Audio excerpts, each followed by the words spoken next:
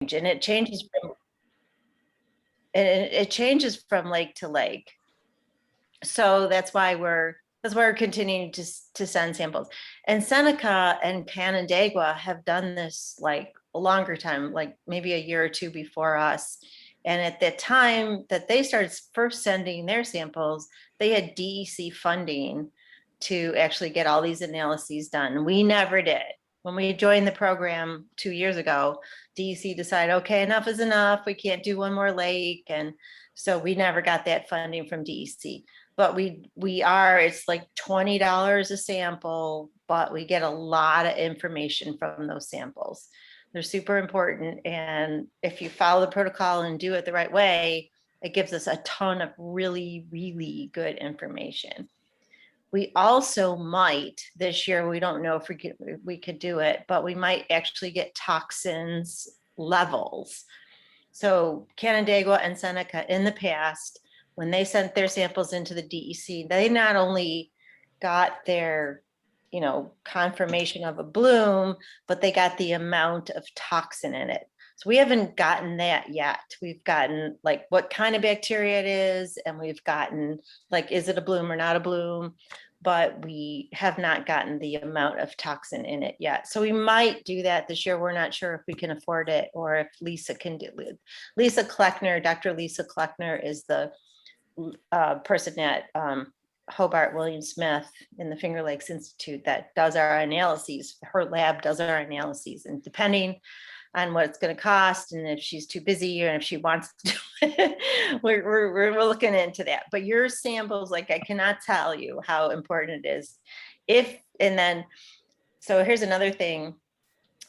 If we get multiple blooms in the same area, we will triage those. So we won't send every single sample, but if, like, say you take a sample, but nobody else in your area has taken a sample, then we'll send your sample. But if like a whole bunch of people in your area have taken a sample, we'll take the one that's the least common and send that to the lab for analyses, if that makes any sense. But please do take your samples.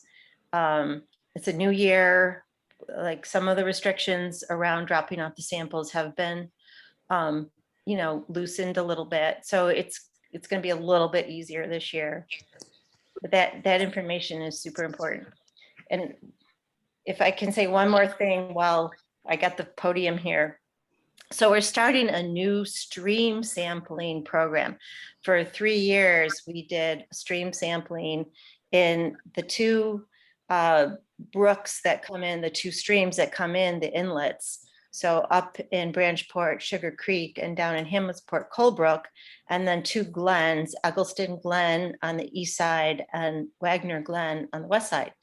So we did that for 3 years. All that stuff went into a DEC program called the 9E plan, which probably you guys have heard about.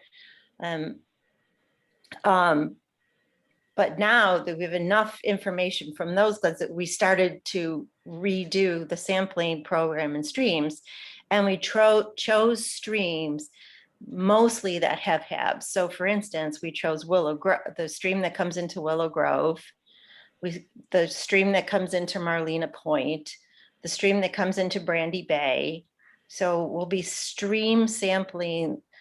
So the inputs to the lake at those points, and also down in Hamletsport, the flume that comes in, it's called Glenbrook.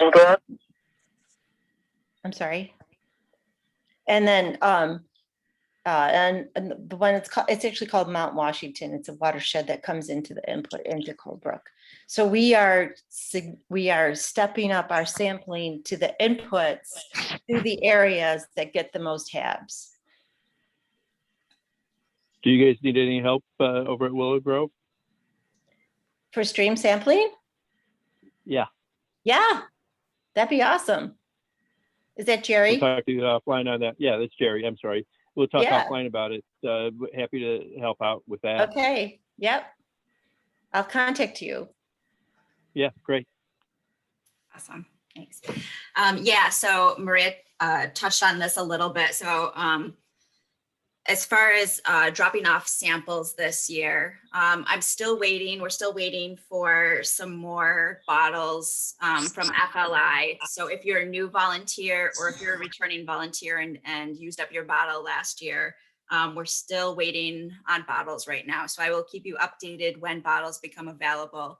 And when they are available, you can come to the Cornell Cooperative Extension Office. It's located in the county building, and pick up a bottle from the office. And same with dropping off samples. Once we get into the sampling season, you can bring that sample right to the CCE office as well. And as you come into the door of the CCE office, like immediately to your right is a little room. And in that little room is a mini fridge that you can place your sample in. So I will keep you posted on that, and I'll try to put a sign on the outside of that little room, just so it's clear, but you'll see the door right to your immediate right as you come in. But there's usually one of my coworkers at the front desk if you have any questions. And I'll keep that room stocked with like educational information as well. We've got some flyers, about harmful algal blooms. We've got flyers about harmful algal blooms and pets and dogs. And then there'll just be some basic information sheets in there. Like if you need a printed copy of the guide that I sent you, those will be available there as well. And we have some thermometers too for new volunteers. If you've lost your thermometer, I have a bunch of thermometers now too. So if you've lost your thermometer, you need a new one, just let us know. Laura, you had mentioned some educational videotapes that can be streamed. Is it possible to get a list of those and sent, and so I could take another look at them? Yeah, I have the kind of like a training video from Okay. Yeah, when we did this with DEC and Seneca Lake Pure Waters last year. I can resend that. Yep, absolutely. And Okay. anything else that's out there, I'll try to pull together kind of a list of resources, online Okay. resources and videos. The other thing is the latest literature that I have on invasive species is about 8 years old. Has that been updated? I don't know. There's a chance, maybe not on invasives. I don't know. That's good. I'm not sure I what can you have, but it's probably relevant enough still. I think so. Yeah. I'm just curious. But I will in that little room as well with all of the HAB stuff. I usually stick like at least 1 or 2 brochures about aquatic invasive species in there as well. Okay. Because, if you're talking, with people around your area, they're usually interested in knowing more about invasives as well. So I try to provide you with information on both HABs and invasive species. So I will get that room stocked up and let you guys know when the bottles are in so that you can start picking stuff up. I have a good tutor in Mike Gow. He's my neighbor or our neighbor. Perfect. Yes. Yep. Yeah, it's really great to have somebody nearby or make a connection with somebody else who is doing this or has done it in the past, so you can get familiar with it. Laura, Hey, Manette. on the email that you sent out on May 13th, it says that you were going to attach the Shoreline Survey Reference Guide 2021. There was no attachment to that email. Okay, my bad. Thank you for calling me out on that. I will send that. Thank you. Yep, thank you for letting me know.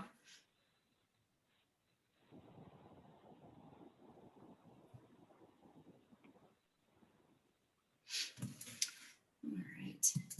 You did resend that. It came because I got it through your email. Oh, did you?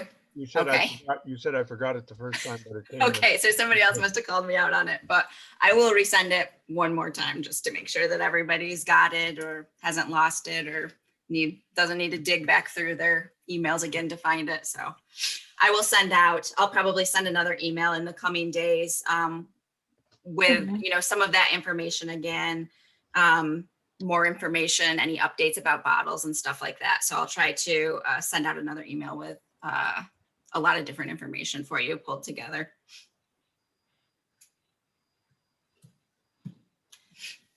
Hey, Laura, at one point last year, there was a lot of foam.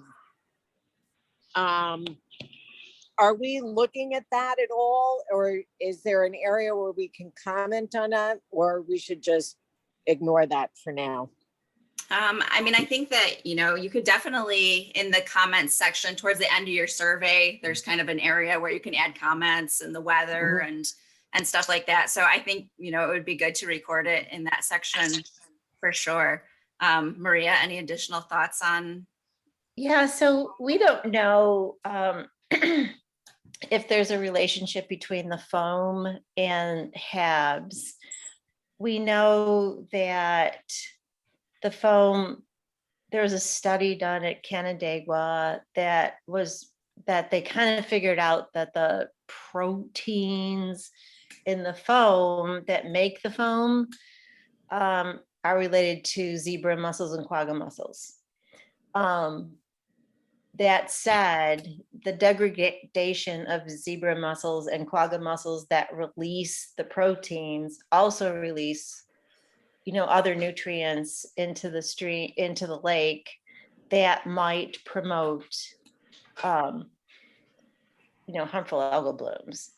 So, but we have not done that study in Keuka. We don't really know in Keuka if that's true in Keuka.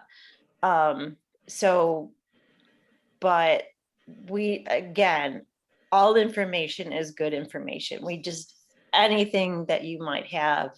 I mean, the foam is natural. It could be just from the degradation of like leaves and stuff that come down from the streams, but it might, might contribute.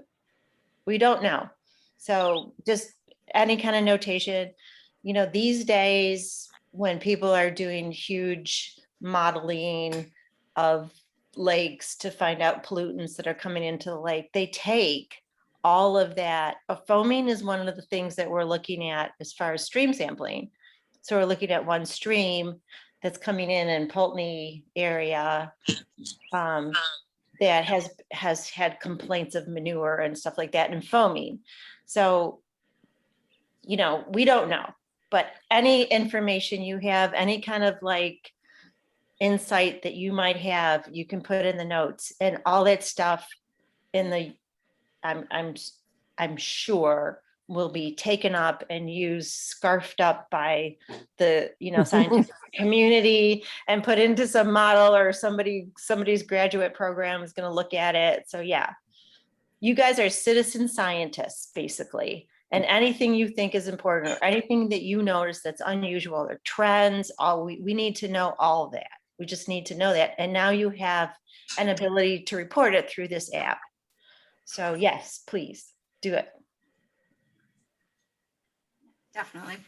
Yeah. And if, there's anything that really stands out to you or, you're curious about or concerns you, also feel free to send me and Maria an email at any time.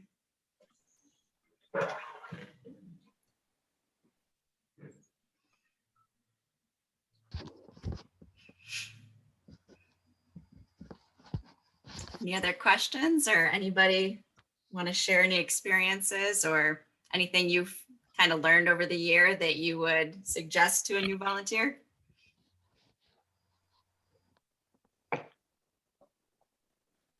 It's going to be, you're probably going to start off seeing pollen. So I think that's one thing. I think they covered it some in the training, but when you first see it, it's really hard to distinguish.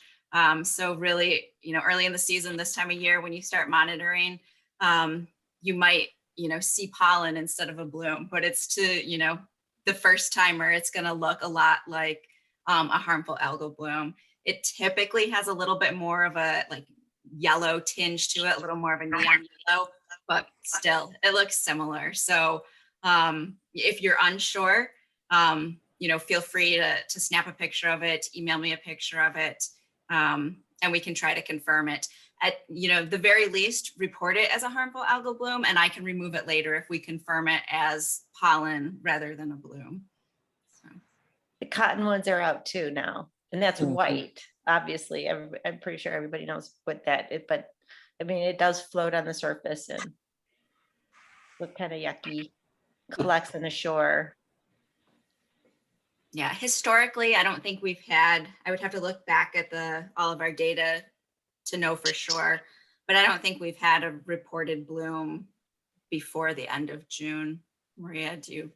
That was No. gonna be my question, is related to water temperature, right? Yeah. I mean, necessarily, I'm just assuming the water temperature is probably much lower than would normally support the bloom, right? Yeah, the blooms, they really like that just above 70, right around 70 is, Mhm. they love that water temperature. So once the lakes really start warming up a little bit, then, we're going to start to see them a little more often. But there are, some of the more shallow or calm areas of the lake that are going to warm a little bit quicker than others. So if you happen to be in one of those areas, you might start seeing something late June, whereas other people might not see anything until, well into July. And in the past, blooms have continued. There was one year we reported one on October 30th Yep. at Cuca Lake Yep. State Park. So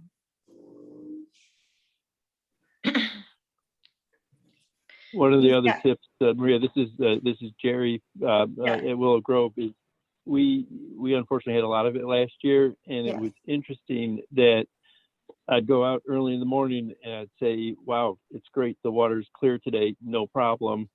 And then 2 or 3 hours later, when the sun is on that part of the shore, the bloom would become obvious. So again, remember the bacteria is dependent on light and will gather and float up when there's light, Exactly. Yep.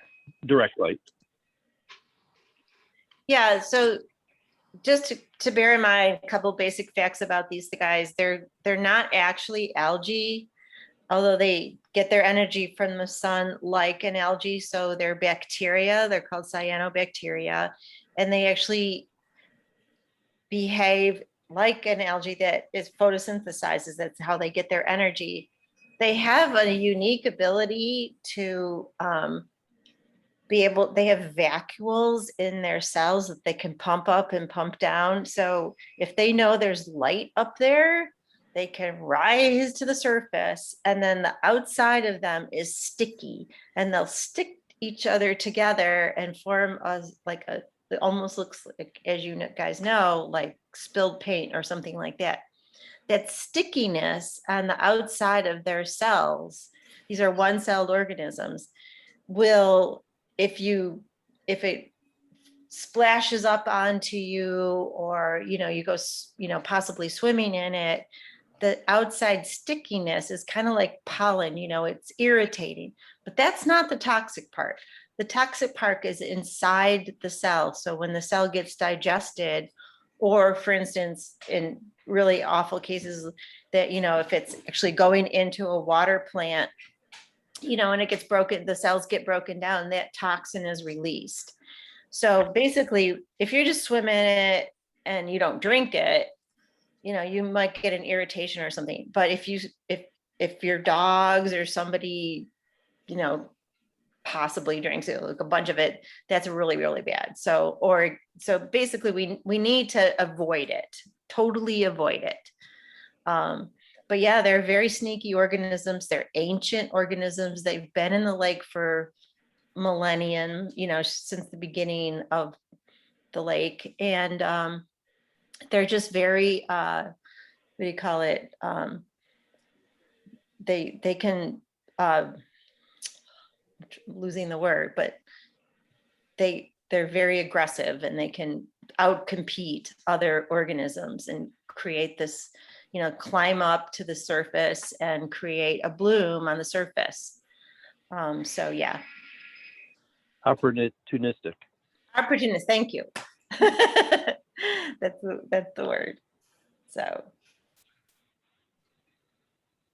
very interesting organism, and they're learning more and more about. There's been so much research in the last 3 years, and they've been doing so many experiments and models. They're starting to come up with ways to mitigate the blooms, not eradicate but mitigate, everything from bubblers to booms to all kinds of things. So, so we're working on it. And also new methods of detecting them. Like, so for public beaches that, you know, they might have like a handheld, you know, something that would enable them to say if it was toxic or not. So they should close the beach or not close the beach. Lots of stuff, lots of scientific stuff coming up. So it's great what's happening. And it's all because of you guys. They wouldn't have the body of knowledge that they have if it wasn't because of what we're doing in Seneca and Canandaigua and all the other Finger Lakes that's joining in this program. But it was really Seneca and Canandaigua and us that are doing the bulk of the sampling and analyses.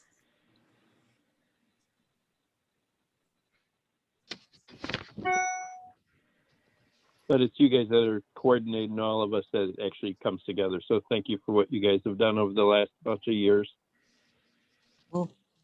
Indeed. Yeah, thank you. All right. Any other questions or comments? Well, yes, so what's next? I mean, I got papers from you and there's things that say on here that I've been assigned a zone ID. I don't know that yet, I don't think.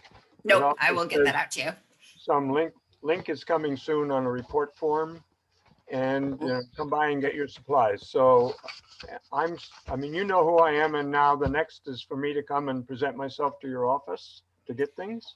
Yeah, we don't have the bottles in yet. We're still waiting on a delivery of bottles from Finger Lakes Institute. So as soon as I get bottles from Finger Lakes Institute, which will hopefully be soon, I will let you know. I'll send an email to let you know that bottles are available and you can stop by the office to pick up supplies. But I still don't have a firm date of when that will be yet.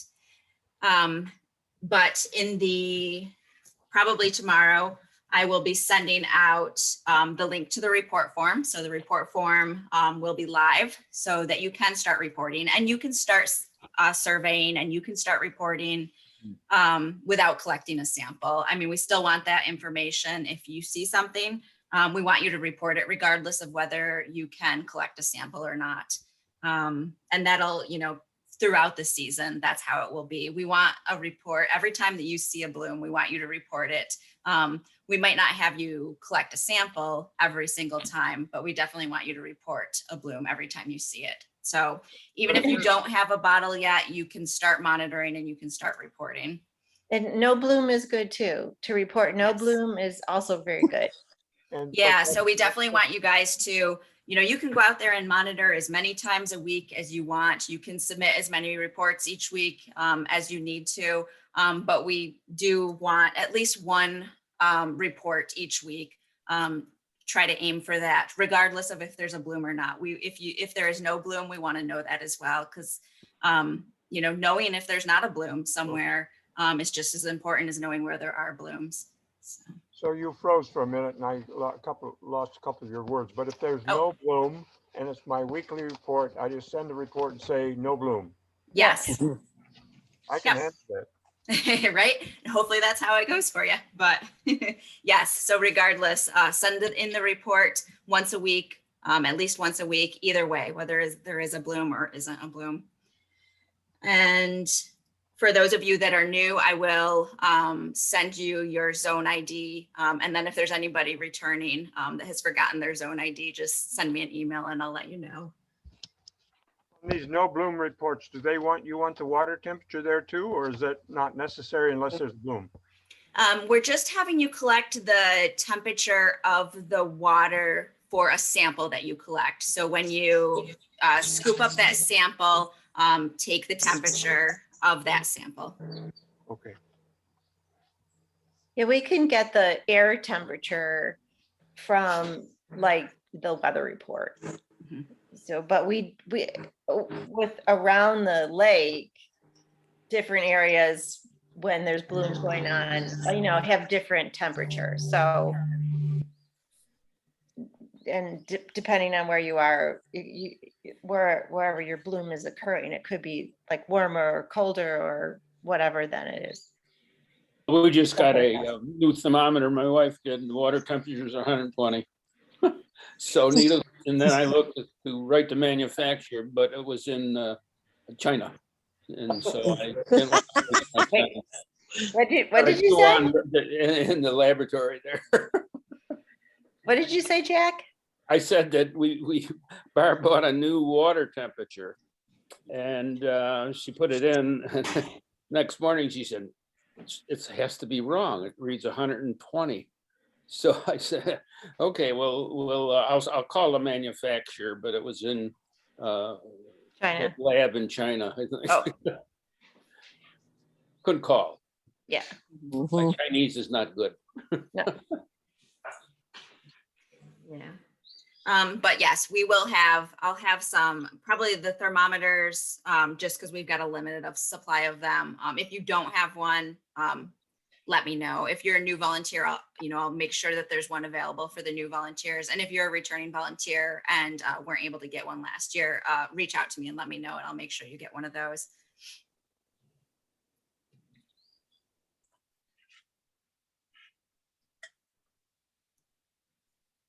All right. Well, I think I will let you guys all go and enjoy the last hour or so of sunshine. And Hey, Laura, I just want to say one more thing. I really wish we could meet in person, and maybe at the end of the season, we'll have a picnic like we did the very first year. But thank you all so much for being here, and good luck and have a great summer. yeah, and always feel free to send us an email, and I will be in touch tomorrow. I'll send out some information, and then I'll be in touch on a regular basis pretty soon. So, all right, guys, thank you very much. All right, Thank you. Bye. Bye now. Bye now. Excuse me, Laura, is the email you want yates.cce.cornells.edu/? Nope, you can do my email address. You can send it right to me, which is L as in Laura, B as in Bailey, 698 at cornell.edu. Okay. So LB698 at cornell.edu. Excellent. All right, guys. Well, thank you Thank very you. much. Yep, take Thank you care. so Enjoy the much. evening.